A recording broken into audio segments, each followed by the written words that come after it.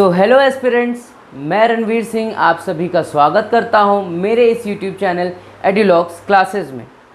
और आज की क्लास में हम जियोमॉर्फोलॉजी वाले पार्ट का फोर्थ डिवीज़न पढ़ेंगे, जो कि सबसे मेन डिवीज़न है।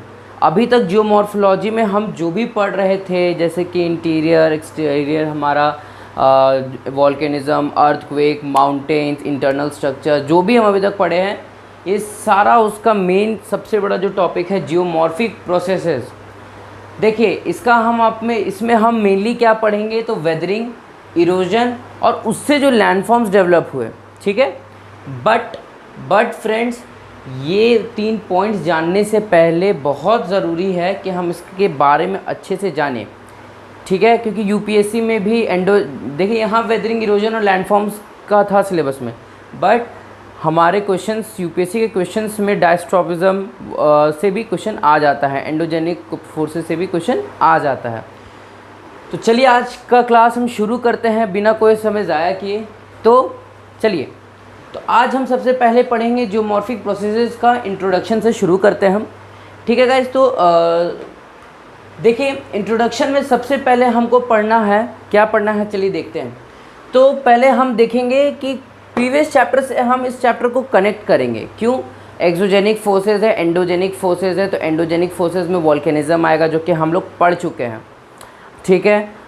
हमारा आपका डायस्ट्रॉफिज्म में आता है अर्थक्वेक, जो कि हम पढ़ चुके हैं। तो हम जैसा इंटरनल स्ट्रक्चर जो वहाँ पे है वो भी हम पढ़ चुके हैं। तो जब हम लोग प्रीवियस चैप्टर को इससे कनेक्ट करेंगे ना, तो थोड़ा जल्दी हम समझेंगे, ठीक है। तो इस चैप्टर में सबसे पहला क्वेश्चन क्या अराइज होता है, देखिए क्या अराइज हो रहा है सबसे पहला क्वेश्चन, कि why is the surface of the earth uneven. मतलब हम देखते हैं कि हमारा जो पृथ्वी है वो पूरा प्लेन नहीं है, कहीं माउंटेन्स है, कहीं प्लेन है, कहीं लोलैंड है, कहीं हाईलैंड अपलैंड्स है, ठीक है। तो ऐसा क्यों नहीं है इक्वल?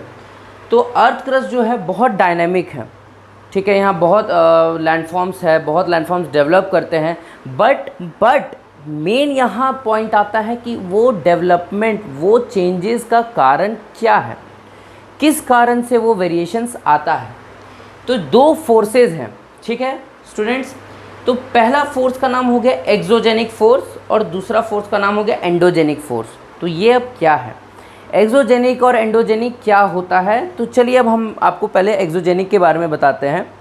तो अर्थ इंटीरियर ऑफ द अर्थ नहीं, अर्थ लेयर्स के इंटीरियर नहीं, बट अर्थ एटमॉस्फेयर से जो भी फोर्सेस, ठीक है, वेदरिंग हो गया, इरोजन हो गया, लैंडस्लाइड्स हो गया, जो भी फोर्सेस के कारण अर्थ के सरफेस पे चेंज आता है, रिलीफ में उसका चेंज आता है, इरोड होता है, डेन्यूड होता है, उसे एक्सोजेनिक फोर्सेस कहते हैं। क्या? अर्थ लेयर के इंटीरियर नहीं, बट अर्थ एटमॉस्फेयर के अंदर का ये सारा फोर्सेस है, ठीक। ये इसका सोर्स ऑफ एनर्जी जानते हैं आप क्या है? इसका सोर्स ऑफ एनर्जी है sun. Ultimate source of energy atmosphere का क्या है? सन है, ऑब्वियसली सन है, ठीक है। आप दिमाग लगाओगे तो आपको खुद पता चल जाएगा। और एंडोजेनिक फोर्स क्या होता है? एंडोजेनिक फोर्स वो हो गया जो अर्थ के लेयर के अंदर से जो फोर्सेस वेरिएशंस लाती हैं। एक और पॉइंट मैं इस टॉपिक में ऐड ऑन करना चाहूँगा कि एक्सोजेनिक फोर्सेस जो है वो as a kind of degrading forces है, ठीक है। मतलब ये कुछ भी बिल्डअप नहीं करता है, ये डेन्यूड करता है, इरोड करता है, ठीक है। उसको वेरिएशन रिलीफ्स को उसको और गिरा देता है। जहाँ की एंडोजेनिक फोर्स है ना, बिल्डअप फोर्सेस है, वो बिल्डिंग फोर्सेस है। जो भी एलिवेशन, जैसे हमारा हिमालय को हम देखते हैं वो एलिवेट आज भी यंगफॉल माउंटेन होता जा रहा है, तो वो क्यों हो रहा है? प्लेट टेक्टोनिक्स, जो यूरेशियन प्लेट और इंडियन ऑस्ट्रेलियन प्लेट जो कोलाइड करते जा रही हैं, उसके कारण हो रहा है। तो क्या अर्थ इंटीरियर के अंदर हो रहा है, वो लैंडफॉर्म वेरिएशन क्यों होता जा रहा है? तो अर्थ के इंटीरियर में जो चेंजेस आ रहे हैं उसके कारण। तो एंडोजेनिक फोर्सेज जो हैं वो पहला तो मतलब बिल्डिंग फोर्स है, दूसरा ये अर्थ के इंटीरियर में होता है, और तीसरा सबसे ज़्यादा इम्पॉर्टेंट चीज़ कि ये डिस्ट्रक्टिव फोर्स नहीं होता है, ठीक है। ये डिस्ट्रक्टिव नहीं होता है, ये सिर्फ एलिवेट करता है, ठीक है। एंडोजेनिक फोर्सेस ये हो गया। एंडोजेनिक फोर्सेस के अंदर जैसा हो जाता है डायस्ट्रॉफिज्म, जो कि कुछ भी एलिवेशन जो भी होता है, वोल्केनिज्म के कारण भी एलिवेशन होता है। हम ये नहीं कह सकते कि वोल्केनिज्म के कारण कुछ टूटता है। देखिए कैसे, जब मैग्मा अंदर से निकलता है वो आके सॉलिडिफाई, पढ़े हैं हम, पड़े हैं, ठीक है, मैग्मा बाहर आया, सॉलिडिफाई हुआ, तो वो लेयर्स पर लेयर्स बनाता जाता है, वॉल्केनिक माउंटेन्स जो बन जाता है, ठीक है। अब ये दोनों फोर्सेस ही रिस्पॉन्सिबल है फॉर द वेरिएशन, ठीक है। अब यहाँ क्या होता है कि ये दोनों फोर्सेस इक्वल नहीं हैं, जितना, ठीक है, जितना चेंजेस अर्थ के अंडर से आता जा रहा है, जितना बिल्डअप हो रहा है, उतना डिस्ट्रॉय नहीं हो रहा है, ठीक है। आप ही देख लो कि यंगफॉल माउंटेन या कोई भी चेंजेस आ रहा है अर्थ में, तो वो ज़्यादातर मतलब उन्नति की तरफ जा रहा है, गिरावट उसमें कम हो रहा है, ठीक है। तो ये गिरावट इसलिए मतलब क्या हुआ कि both the forces are not equal. जब तक ये दोनों ऐसे ही चलते रहेंगे ये कभी इक्वल नहीं होंगे। बट हाँ, अगर कभी ये बनना बंद हो गया तो ये मे बी एक दिन इसको सरपास कर जाए या इसके बराबर तो आ ही जाएगा, बट आप ये कभी भी रुकेगा नहीं, एंडोजेनिक प्रोसेस नहीं रुकता है। एंडोजेनिक प्रोसेस, हाँ, सबसे मेन इंपॉर्टेंट इसका जो चीज़ है, इसका सोर्सेस क्या है, तो इसका सोर्स है रेडियो एक्टिविटी। तो रेडियो एक्टिविटी क्या होता है, चल के हम बता देते हैं आपको। रेडियो एक्टिविटी अर्थ होता है ना, देखिए मान के चलिए ये अर्थ का लेयर है, ठीक है। अब अर्थ के लेयर के अंदर जो प्लेट टेक्टोनिक्स, ठीक है, एक दूसरे से कोलाइड करते हैं, फ्यूजन होता है, तो उससे जो हीट रिलीज होता है वो रेडियो एक्टिव हीट होता है, उसके कारण भी एंडोजेनिक फोर्सेस आता है, ठीक। वो हो गया, फिर आपका अर्थक्वेक हो गया, वोल्केनिज्म हो गया, ठीक। अब हम पढ़ेंगे, ये यहाँ तक समझ में सबको आ गया। देखिए बहुत इजी है, आप रिलेट करते जाओ, सुनते जाओ, समझते जाओ और रीड मारो एनसीईआरटी, एकदम एनसीईआरटी रीड मारो, 1 नहीं 2 नहीं 3 नहीं 4 बार मारो, ठीक है। आपको खुद ब खुद समझ में आ जाएगा और आप मेरी वीडियोस देख लिया करो। फिर हम एक स्टार पॉइंट पढ़ेंगे, व्हाट इज़ ग्रेडेशन। फिर हम लोग पढ़ेंगे कि हम ये टॉपिक ही क्यों पढ़ रहे हैं। तो ग्रेडेशन किसे कहते हैं स्टूडेंट्स, तो हम डायग्रामेटिकली आपको बताते हैं, बहुत सवाल उठ जाता है मेरे ऊपर।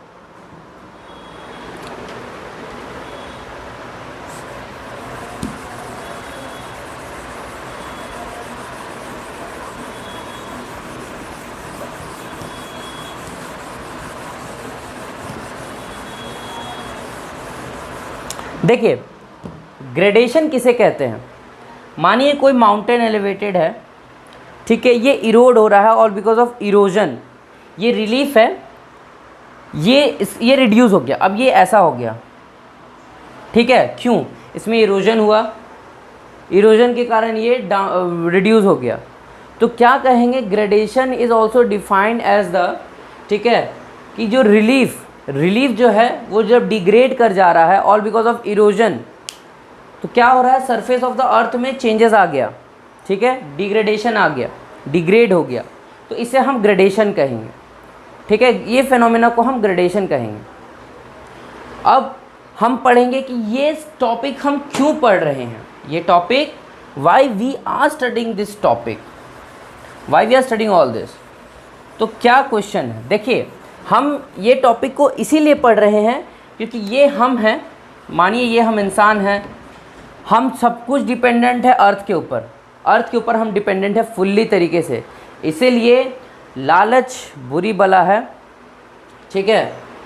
तो there is enough for need but not everything for greed, ठीक है। मतलब नीड बराबर है, हमारे पास बहुत कुछ है, पर ग्रीड के लिए not sufficient, we do not have anything, sufficient कुछ नहीं रहेगा। अगर आपके अंदर लालच रहेगा तो कुछ भी चीज़ अगर कितना भी हो वो आपको सफिशिएंट नहीं लगेगा। तो हम अर्थ के ऊपर डिपेंडेंट है, इसी तरह बहुत सारे ऑर्गेनिजम्स भी अर्थ के ऊपर ही डिपेंडेंट है, we all are dependent on earth, ठीक है। बट हम अपना डोमिनेंस दिखा के जितना हो सके, ठीक है, बुड़बक टाइप, बददिमाग टाइप, इसका जो रिसोर्सेज हैं उसको एक्सटेंसिवली और इंटेंसिवली यूज़ करते जा रहे हैं। देखिए मैं सिर्फ अपने पे भी उंगली उठाता हूँ, कहीं ना कहीं मैं भी करता ही हूँगा, ठीक है, जो कि हमें नहीं करना चाहिए। तो रिसोर्सेज को हम एक्सप्लॉइट कर रहे हैं, अब उससे क्या होगा, फ्यूचर जनरेशन के लिए रहेगा ये, ठीक है, फ्यूचर जनरेशन के लिए कुछ नहीं बचेगा। तो ये टॉपिक अगर हम पढ़ते हैं तो क्या क्या वेरिएट रिलीफ में चेंजेस आ रहा है, क्या हो रहा है, कैसे ये बनते हैं रिलीफ, ठीक है। तो जब ये सब हम जान जाएंगे तो उसके कारण क्या होगा, हमें कुछ आइडिया रहेगा और हम सब सीखेंगे, समझेंगे कि नहीं, हमें रिसोर्सेज को ऐसे नहीं यूज़ करना चाहिए एक्सप्लॉइटिवली, हम लोग को फ्यूचर जनरेशन के लिए बचा के यूज़ करना चाहिए। समझ गए? तो इसीलिए हम ये टॉपिक पढ़ रहे हैं। वेदरिंग पढ़ेंगे, इरोजन पढ़ेंगे, इरोजन पढ़ेंगे तो हम समझेंगे अरे यार इरोड हो रहा है, उसमें ह्यूमन फैक्टर भी आ रहा है, तो हमें नहीं करना चाहिए, नहीं तो उसके कारण हमें बहुत सारे डिस्ट्रक्शन फेस करना पड़ जाएगा। ठीक है, तो ये कारण है हमारा पढ़ने का।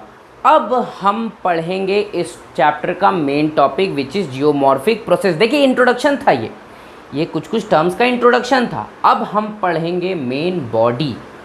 तो चलिए पढ़ते हैं। तो स्टूडेंट्स अब हम पढ़ेंगे जियोमॉर्फिक प्रोसेस के बारे में।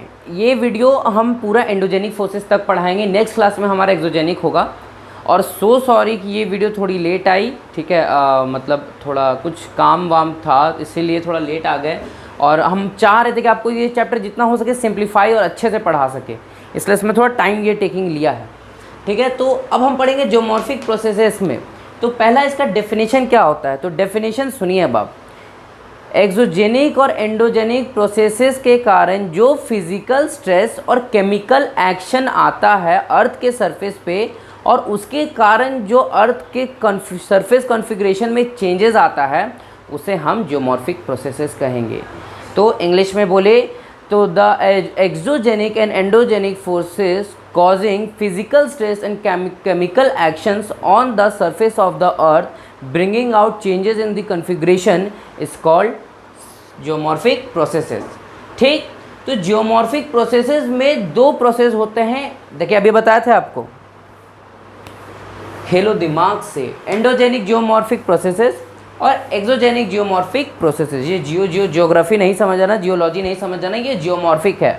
ठीक है, तो एंडोजेनिक जियोमॉर्फिक प्रोसेसेस के अंदर आता है दो, डायस्ट्रॉफिज्म, वोल्केनिज्म, जो भी अभी हम पढ़ेंगे। फिर आता है एक्सोजेनिक जियोमॉर्फिक प्रोसेसेस में जो मेन टॉपिक्स है वो है वेदरिंग, मास मूवमेंट और इरोजन। ठीक है स्टूडेंट्स, तो ये हम पढ़ेंगे भी फर्दर। अभी यहाँ तक में हम आपको बस बताएं कि इस प्रोसेस के अंदर ये दो प्रोसेस आता है, ये दो प्रोसेस के अंदर ये प्रोसेसेस आते हैं। हम पढ़ेंगे एजेंट्स। तो सारा एक्सोजेनिक जियोमॉर्फिक प्रोसेस को जो काम में लाता है वो है सारा इसका agents, running water, wind, ice cap, ice, ठीक है, मतलब ठीक है। तो ये हो गया इसका एजेंट्स। एजेंट्स का क्या काम होता है, प्रोसेस को काम में लाना, मतलब ये ट्रांसपोर्ट करते हैं, डेन्यूट करते हैं, अपने काम को करते हैं, और जो काम हो जाता है उसे हम पूरे उस काम को प्रोसेस कहते हैं। They are the workers. मानिए बिल्डिंग में लोग काम कर रहे हैं, तो जो काम कर रहे हैं वो एजेंट्स है। जब स्टार्टिंग से लेकर पूरा बन जाएगा तो वो पूरा प्रोसेस हो गया। ठीक, तो एजेंट्स का काम आपको समझ में आ गया। रोल ऑफ ग्रेविटी और ग्रेडियंट क्या होता है, ठीक है। तो देखिए रोल ऑफ ग्रेविटी क्या होता है, फिर से हम आपको डायग्रामेटिकली पढ़ाएंगे इसमें भी। पहला देखिए, अगर ग्रेविटी नहीं होता, ग्रेविटी है, मान के चलिए यहाँ पे एक स्टोन है, ग्रेविटी है, तो ये अगर लुढ़क के भी आएगी तो इधर आएगी। ठीक, इधर नहीं चली जाएगी, ऐसे हवा मुड़ते उड़ते नहीं चली जाएगी। ठीक है, तो ग्रेविटी का पहला काम देखिए कि ये डाउन स्लोप में मूवमेंट कराता है कोई भी ऑब्जेक्ट का। ठीक, दूसरा मान के चलिए ये इस जगह पे आ गया या इसी जगह पे आया या इस कोई भी एक पर्टिकुलर पॉइंट मान लीजिए, तो यहाँ भी तो ग्रेविटेशनल फोर्स पड़ रहा है इसका। ठीक है, तो ये ग्रेविटेशनल पुल हो रहा है, तो इससे क्या हो गया, यहाँ पे स्ट्रेस पड़ रहा है, इस जगह पे स्ट्रेस तो पड़ रहा है। तो दो क्या हुआ, डाउनवर्ड मूवमेंट स्लोप के थ्रू, और एक दूसरा हो गया स्ट्रेस। और अब ये डाउनवर्ड मूवमेंट क्यों होता है, ग्रेडियंट जो होता, इसे हम ग्रेडियंट कहेंगे। ये टेक्टोनिक फैक्टर्स के कारण बना, मतलब मान के चलिए ये रहा और सॉरी ये रहा और यहाँ पे ऐसे, यहाँ पे ये बन गया ऐसे। ठीक है, तो ये ग्रेडियंट इस दोनों के आने के कारण हुआ। ठीक है, तो ये ग्रेडियंट बन गया हमारा टेक्टोनिक फैक्टर्स के कारण। तो ग्रेडियंट नहीं होगा तो देखिए अब ग्रेविटी और ग्रेडियंट नहीं होगा तो कोई मोबिलिटी नहीं होगा।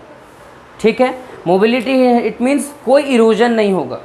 अगर डाउनवर्ड स्लोप नहीं रहेगा, मान के चलिए पूरा वर्ल्ड ऐसे सीधा रहे, ठीक है, मान के चलिए ग्रेडियंट नहीं है तो क्या इरोजन होगा, कोई डाउनवर्ड स्लोप जो है वहीं रह जाएगा। ठीक है, तो ग्रेविटी और ग्रेडियंट बहुत इंपॉर्टेंट चीज़ होता है हमारा जियोमॉर्फिक प्रोसेसेस में। ठीक है, ग्रेविटी तो मस्ट इंपॉर्टेंट चीज़ है और ग्रेडियंट भी मूवमेंट में, ये स्ट्रेस और मूवमेंट में। तो समझ में आ गया। अब हम पढ़ेंगे नेक्स्ट टॉपिक है जो हमारा एंडोजेनिक प्रोसेस। तो चलिए शुरू। तो स्टूडेंट्स, अब हम पढ़ेंगे एंडोजेनिक फोर्सेस के बारे में। किसके बारे में? Endogenic forces. तो सबसे पहले इसको हम डिफाइन करते हैं, स्टार्टिंग में ही बता दिया था, चलिए फिर से बता देते हैं। वो फोर्सेस जो अर्थ के लेयर के इंटीरियर से आए, ठीक, उस फोर्सेस के कारण जो वेरिएशन आएंगे हम उसे कहेंगे endogenic forces. The energy emanating, ठीक है, emanating from beneath the surface, from the interior of the earth, वो हो गया एंडोजेनिक फोर्सेस। इसके सोर्सेस क्या होते हैं? तो हम आपको बताएं, एक रेडियो एक्टिविटी, रेडियो एक्टिविटीज़ का एक सोर्स हो गया। ठीक है, रेडियो एक्टिविटीज़ का एक सोर्स हो गया आपका प्राइमोर्डियल हीट। रेडियो एक्टिविटी बता चुके हैं, बार बार नहीं बताएंगे, नहीं आ रहा है फिर से रिपीट कर देख लीजिए, क्योंकि बार बार कॉन्सेप्ट बदलता है और आपको बार बार बताने से अच्छा एक बार हम जो पहले अच्छा से बताया उसको फिर से रिवाइंड करके देख लीजिए। अगर आपको एक बार में ये बताया तो आप समझ जाओ। ठीक है, नहीं समझे मेरे को कमेंट करना, हम फिर से हम बता देते हैं रेडियो एक्टिविटी क्या होता है। ठीक है, अगर यहाँ प्लेट्स जो फ्यूजन होते हैं, इसके यहाँ इनके फ्यूजन से जो हीट रिलीज़ होता है उस हीट को रेडियो एक्टिविटी कहते हैं। ठीक है, रेडियो एक्टिविटी प्राइमोर्डियल हीट मतलब हम आपको अर्थ जो हम लोग फॉर्मेशन पढ़ रहे थे तो उसमें प्राइमोर्डियल स्टेट पढ़ते थे ना, कि अर्थ जो ऑरिजिन में जो पूरा गैसियस और पूरा आँख का गोला टाइप का था वो भी। ठीक है, तो उस टाइम से जो हीट अर्थ के अंडर है उस हीट को हम प्राइमोर्डियल हीट बोलते हैं। ठीक है, सोर्सेज ये हो गए, और भी एक दो सोर्सेज होते हैं जहाँ से पावर इजमलेस का एनर्जी आता है। वेरिएशन ऑल ओवर अर्थ, मतलब एंडोजेनिक फोर्सेस हर जगह, मान के चलिए कि अर्थ है, अर्थ में चारों और एक टाइप का एंडोजेनिक फोर्स कभी नहीं आता। क्या आप कभी देखते हैं कि, एक बात बताइए, अर्थक्वेक कभी जापान में आता है या बगल में आपका मानी कलकत्ता में आता है तो यहाँ भी उतना ही ज़ोर से आता है क्या? नहीं, मतलब उसका फ्रीक्वेंसी कम हो जाता है, पावर कम हो जाता है। तो अर्थ में हर जगह एक टाइप का एंडोजेनिक फोर्स नहीं पैदा होता है, कारण बताते हैं। ठीक, क्रिस्टल थिकनेस ही देख लीजिए, मानिए ये ओशन है यहाँ, ठीक है, ओशन है ये हमारा जो हमारा लैंड है, तो यहाँ क्या देख रहे हैं कि इसका क्रस्ट ज़्यादा चौड़ा है एज़ कम्पेयर टू इसका क्रस्ट, तो क्रिस्टल थिकनेस एक कारण हो जाता है। अंदर का हीट जो रिलीज़ होता है वो हर जगह ऐसे जियोथर्मल हीट एक टाइप का नहीं रहता है। ठीक है, तो जो ये सब जो चेंजेस होता है, ठीक है, रॉक पैटर्न अलग होता है कहीं का, तो ये जो चेंजेस मतलब ये इस जो चेंजेस है अर्थ के अंदर क्रिस्टल पोर्शन में भी, इसके कारण क्या होता है कि हर जगह एक टाइप का नहीं, अब यहाँ जैसा आएगा वो यहाँ वैसा तो नहीं आएगा। ठीक है, या जो यहाँ जैसे नहीं आएगा वहाँ वैसा आ सकता है ज़्यादा ज़ोर से, क्योंकि क्रिस्टल थिकनेस कम है। तो इससे क्या पता चल रहा है कि उस चेंजेस के कारण क्या होता है, एंडोजेनिक फोर्सेज जो है ऑल ओवर अर्थ एक टाइप का नहीं होता है, कहीं ज़्यादा तो कहीं कम होता है। डायस्ट्रोफिज्म क्या होता है? अब एंडोजेनिक फोर्सेस का मेन चीज़ हम पढ़ेंगे, डायस्ट्रोफिज्म। तो वो सारा फोर्सेस जो अर्थ के लेयर्स को एलिवेट करे, ठीक है, एलिवेट करे, बिल्डअप करे, वो आ जाता है डायस्ट्रोफिज्म के अंदर। ठीक है, डायस्ट्रोफिज्म के अंदर 4 चीज़ होते हैं, it includes 4 things: orogenic, epeirogenic, earthquake, plate tectonics. अब आप बोलोगे यार ये ओरोजेनिक एपिरोजेनिक क्या है? तो ओरोजेनिक हम माउंटेन फॉर्मेशन आपको बताए थे, अब हम आपको इसमें भी बता रहे हैं। ओरोजेनिक जो होता है वो माउंटेन बिल्डिंग फोर्स होता है। ठीक है, माउंटेन बिल्डिंग फोर्स होता है, जैसे हम आपको बोले डायस्ट्रोफिज्म, जो भी कुछ एलिवेट हो रहा हो अर्थ लेयर, ठीक है, अर्थ सरफेस, तो दिखाते हैं आपको यहाँ पे। आज कोई शायरी वायरी नहीं होगा, ठीक है, ज़रूरी भी नहीं लगता, इतना ज़्यादा मोटिवेशन भी आप लोग के लिए सही नहीं है। ठीक है, हम मजाक कर रहे हैं। ठीक है, तो ठीक है, मान के चलिए ये लैंड था पहले, अब यहाँ एक माउंटेन एलिवेट हो गया, तो ये माउंटेन फॉर्मेशन हो गया ओरोजेनिक प्रोसेस। ठीक है, ओरोजेनिक प्लेट टेक्टोनिक्स के कारण होता है। ठीक है, आपका फिर आपका हो गया एपिरोजेनिक, ये माउंटेन बिल्ड, ये भी लैंड फॉर्मेशन है, इसको तो एक तरह से बोलते हैं कि आपका प्लेट फॉर्मेशन या कॉन्टिनेंटल फॉर्मेशन प्रोसेस या फोर्सेस। एपिरोजेनिक को। तो एपिरोजेनिक क्या होता है? एपिरोजेनिक बताते हैं आपको, देखिए एपिरोजेनिक होता है लैंड बिल्डिंग फोर्स। ठीक है, ऐसा हो गया या पूरा लैंड बिल्ड हो रहा है, उसे हम कहेंगे एपिरोजेनिक। दो प्लेट आ गई साथ में तो वहाँ पे लैंड फॉर्मेशन हो गया। ठीक है, तो वो एपिरोजेनिक फोर्सेस हो गया। अर्थक्वेक तो आप जान रहे हैं डायस्ट्रोफिज्म में कैसे इंटीरियर से एलिवेट करता है। अर्थक्वेक आ गया, कहीं अब नया स्ट्रक्चर बन गया, ठीक है, ग्राउंड सेटलमेंट अलग हो गया, तो वो अर्थक्वेक में। प्लेट टेक्टोनिक्स भी आप जान रहे हैं, जब जब प्लेट कोलाइड करेंगे तो कुछ नया ना कुछ नया तो बनेगा ही। ठीक है, या तो डिप्रेशन या तो फिर बनता ही जाएगा। एक और चीज़ ये हो गया डायस्ट्रोफिज्म, पहला हो गया एंडोजेनिक फोर्स का। दूसरा जो आता है वो होता है वोल्केनिज्म। वोल्केनिज्म इट्स मीन जो मैग्मा बाहर आया, लावा बन गया, सॉलिडिफाई हो गया, इग्नियस रॉक बना, वो exclusive igneous rock form, landform बन गया, तो उसके कारण हो गया लेयर्स पे लेयर्स बन गए, जैसे हमारा डेक्कन प्लेट्यू। ठीक है, तो ये भी क्या हो गया, बिल्डअप हो गया, एलिवेट हो रहा है। आपका वॉल्केनिक माउंटेन, जैसे हम ये पढ़े थे कंपोजिट वॉल्केनोज की, जैसे उसका निकलेगा लावा तो उसके ऊपर जितना डस्ट वस्ट उसी के ऊपर बनता जाएगा, जितना बार वो निकलेगा उतना उसमें लेयर्स बढ़ता जाएगा, तो कंपोजिट वॉल्केनोज का हाइट भी बढ़ता जाएगा। ठीक है, तो ये हो गया हमारा प्लेट वॉल्केनिज्म भी। वॉल्केनिज्म समझ गए। अब देखिए दो चीज़, फॉल्ट्स और फ्रैक्चर हम पहले आपको बताएंगे कि देखिए ओरोजेनिक हो, एपिरोजेनिक हो, अर्थक्वेक हो, प्लेट टेक्टोनिक्स हो या वॉल्केनोज हो, इन सब के कारण अर्थ सरफेस पे फ्रैक्चर्स, फॉल्टिंग्स उत्पन्न होते हैं। कैसे?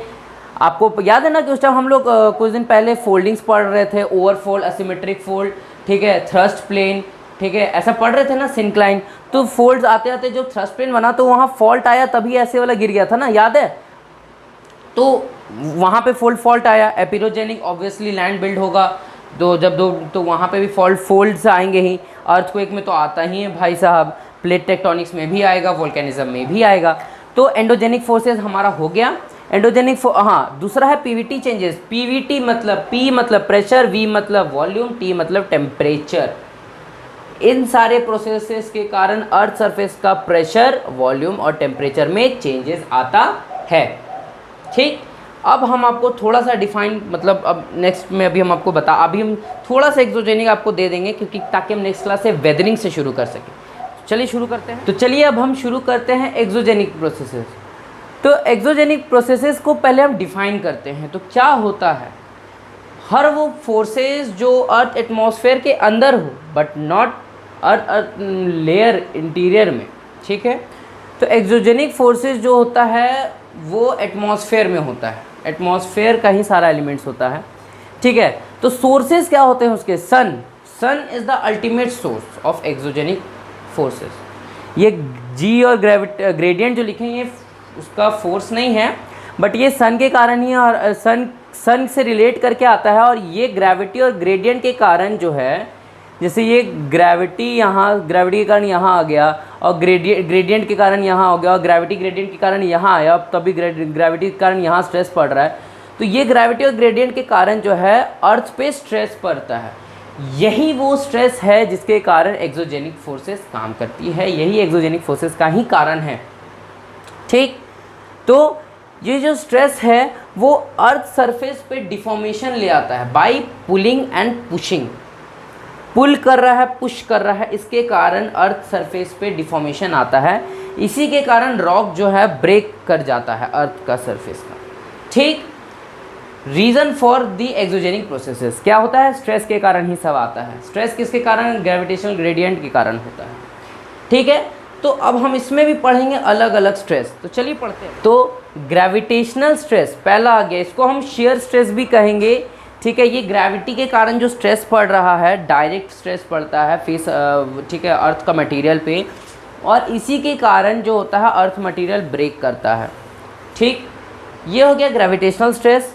एक होता है मॉलिक्यूलर स्ट्रेस, किसके कारण होता है? वो टेम्परेचर चेंज होता है, क्रिस्टलेशन होता है, मेल्टिंग जो आता है, तो उसके कारण ये मॉलिक्यूलर चेंज आता है, मॉलिक्यूलर चेंज। ठीक है, मॉलिक्यूलर चेंज आता है। एक होता है केमिकल स्ट्रेस, इसमें क्या होता है, जो ग्रेन्स होता है उसके बीच का बॉन्ड्स लूज कर जाता है, थोड़ा सा कोई मिनरल मतलब सॉल्यूबल, जिसमें थोड़ा सॉल्युबिलिटी वाला कैरेक्टरिस्टिक्स फीचर्स है वो सॉल्युबल हो जाता है, डिज़ोल्व कर जाता है। ठीक है, तो ये केमिकल स्ट्रेस हो गया। एक हो गया टेम्परेचर। टेम्परेचर और प्रेसिपिटेशन दो क्लाइमेटिक एलिमेंट्स हैं जो कि हर इस प्रोसेस को ट्रिगर करते हैं। ठीक है, हर प्रोसेस को ट्रिगर करते हैं इन लोग का। चलिए अब हम पढ़ेंगे और एक और चीज़ है केमिकल स्ट्रेस में, जो ना जो कुछ जो मिनरल्स होता है वो सीमेंट टाइप एक जूट भी हो जाता है इसमें केमिकल स्ट्रेस में। ठीक है, तो ये हमारा रहा। अब हम इसमें पढ़ेंगे। ठीक है, तो देखिए यहाँ पे अब हम बाकी के एक्सोजेनिक के फैक्टर्स पढ़ेंगे कुछ, जैसे कि हम यहाँ लिखे हैं डिफरेंट क्लाइमेटिक रीजन्स। इसका मतलब कि अर्थ के अंदर जो अलग अलग क्लाइमेटिक रीजन्स है, टुंड्रा हो गया, जैसे हम जोन्स पढ़े थे, तो यहाँ तो आपको पता है ये इक्वेटर हो गया, यहाँ टेम्परेचर जो रहता है ज़्यादा ऑब्वियसली। ये हमारा हो गया आर्कटिक सर्कल है, तो यहाँ पे जो हमारा टेम्परेचर इसके ऊपर रहता है, तो आप वो भी जान रहे हैं फ्रिजिड जोन है ये। ठीक है, तो यहाँ से यहाँ तक टॉरिड, टेम्परेट, फ्रिजिड। ठीक है, तो अब यहाँ जोन्स के हिसाब से नहीं, क्लाइमेटिक रीजन्स के हिसाब से देखते हैं। तो हम जहाँ तक देखते हैं कि एक्सोजेनिक फोर्सेस जो है वैरी करता है यहाँ और यहाँ।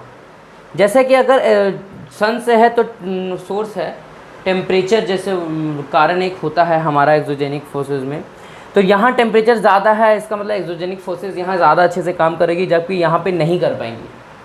ठीक है, आपका फिर यहाँ पे भी काम करेगी but not as like this portion. ठीक है, हम देखिए फर्स्ट और सेकंड पॉइंट दोनों को मिला के दिखा रहे हैं आपको। डायरेक्शन जो होता है, फिर अब छोड़िए प्रेसिपिटेशन, इस जगह पे बारिश ज़्यादा ही होगी और इस जगह पे नहीं, ना के बराबर। ठीक है, तो क्या हुआ, तो प्रेसिपिटेशन भी अलग, तो यहाँ का भी एक्सोजेनिक फोर्स अलग होगा, यहाँ का भी अलग होगा। टेम्परेचर अलग, इधर का भी अलग।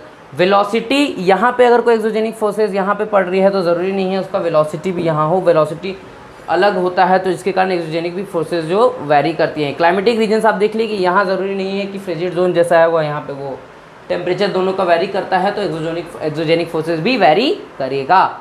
ठीक है, अब हम देखते हैं कि लास्ट हमारा जो टॉपिक है, ऑल्सो डिपेंड अपॉन, ठीक है, type and structure of rocks. कैसे, देखिए मानिए ये पत्थर है, इसमें आप 100 हथौड़ी मारते हैं तब जाके ये टूटता है, और एक ये पत्थर है जिसमें आप 2 हथौड़ी मारो तो ये टूट जाएगा। तो रेजिस्टेंस किसका ज़्यादा हुआ, इसका। तो वेदरिंग में मान के चलिए ये इसका रेजिस्टेंस ज़्यादा है, तो ये कुछ प्रोसेसेस तक सह लेगा, बट ये पहले ही वेदर्ड हो जाएगा। तो क्या हुआ कि टाइप जो रॉक हुआ अलग अलग, इसका रेजिस्टेंस अगर अलग होगा तो थोड़ा अलग अलग टाइप से ये वेदर्ड होगा। फॉल्ट, अगर ये बहुत ज़्यादा फोल्डेड है, ठीक है, तो इसका वेदरिंग जल्दी होगा। ठीक है, वेदरिंग दो और इधर है तो दोनों का वेदरिंग टाइम अलग होगा। ठीक है, फिर हार्डनेस और सॉफ्टनेस, अगर हार्ड रॉक होगा तो वो सॉल्युबल नहीं होगा, पर सॉफ्ट रॉक कभी कभी सॉल्युबल हो जाता है, जैसे हमारा लाइमस्टोन हो गया। ठीक है, मिनरल कॉन्स्टिट्यूएंट, सारे में मिनरल एक टाइप के नहीं होते, इसमें कुछ ज़्यादा हो गया, इसमें कम कुछ मिनरल हो गया, या इसमें ज़्यादा इंपॉर्टेंट मिनरल हो गया। ठीक है, तो एक्सोजेनिक फोर्सेस इस पे भी डिपेंड करती हैं, अलग अलग टाइप की। हो सके इसका जो मिनरल होगा इसको थोड़ा ज़्यादा रेजिस्टेंट बना देगा, या ये सॉल्युबल हो जाएगा। ठीक है, तो आज का हमारा यहीं तक था, इससे ज़्यादा कुछ जानने का ज़रूरत भी नहीं है। आप इसे आप जितना तक हम पढ़ाएं एक बार पढ़ लो, पहले एक रीडिंग ज़रूर होना चाहिए खुद से, उसके बाद वीडियो देखना है तो देखो, फिर वीडियो देखो, फिर एक बार रीडिंग करो, 2 बार 3 बार, आपको ऑब्वियसली हो ही नहीं सकता कि समझ में ना आए। ठीक है, तो आज का क्लास हमारा यहीं तक था। सो आई होप आप सभी को आज का क्लास पसंद आया हो, आज काफ़ी कुछ समझ में आया हो, नहीं भी आया तो आप प्लीज़ मेरे को कमेंट सेक्शन में पूछे। ठीक है, और आप प्लीज़ मेरे टेलीग्राम चैनल और इंस्टाग्राम आईडी को फॉलो करें और टेलीग्राम चैनल को ज्वाइन करें, और मैं वो दोनों की लिंक को डिस्क्रिप्शन बॉक्स में डाल दूँगा। तो मैं रणवीर सिंह आप सभी से अलविदा लेता हूँ, तब तक के लिए। अच्छा सॉरी, लास्ट मेन चीज़ तो बोलना भूल ही गए, जो इम्पोर्टेंट होता है हर चैनल वीडियो के लास्ट में। So if you really like my videos, please like, share, comment and subscribe. तब तक के लिए मैं रणवीर सिंह आप सभी से अलविदा कहता हूँ। जय हिंद, जय भारत।